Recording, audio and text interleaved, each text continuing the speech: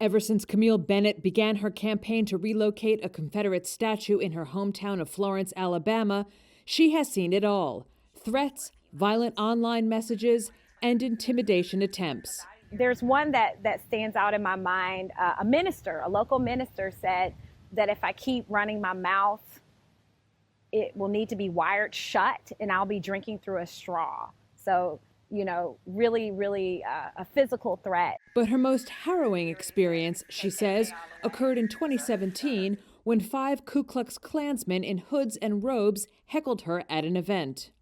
I was terrified. I wanted to leave. But for those like Bennett committed to removing Confederate symbols, intimidation, as frightening as it can be, isn't the only obstacle, and sometimes isn't even the most powerful. While many high-profile statues have come down, many others are still standing thanks to the political maneuverings of those who want the symbols to remain and have succeeded, at least for now, through obscure laws or threats of lawsuits. It's a tangled web that has so far stymied Bennett, whose mission for years has been to get the city of Florence to confront the meaning of eternal vigil, the white marble statue of the nameless Confederate private that stands in front of the county courthouse. The Civil War was about slavery. So Southerners were fighting to keep Black people enslaved, and it's as simple as that.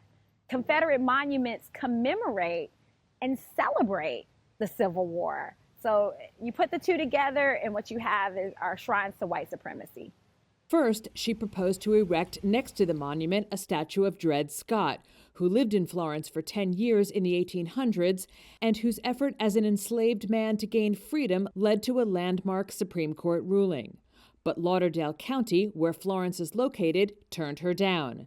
She then called for relocating Eternal Vigil to a Confederate cemetery less than a mile from the courthouse. We're not asking to demolish the statue. We came up with a compromise, right? But the Lauderdale County Commission's 5 members, all white Republican men, refused, citing a 2017 state law prohibiting the removal or relocation of monuments.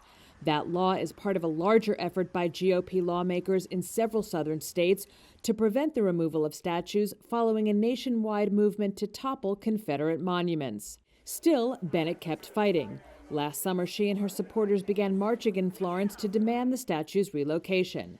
By July, 3 Lauderdale County residents attempted to counter her actions by filing a civil lawsuit demanding the statue stay in place. Then, in October, the pendulum swung back in Bennett's favor when the Florence City Council unanimously passed a resolution backing the relocation of the statue to the cemetery.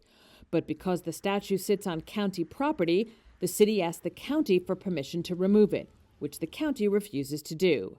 Josh Dodd, chairman of the Lauderdale County Republican Party, who is white, is among those opposed to moving Eternal Vigil, saying, quote, "It's very important to a lot of people to remember the past and to remember those who died on both sides."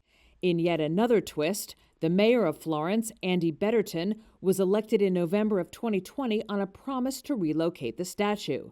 But now Betterton says his hands are tied because of the still unresolved civil lawsuit.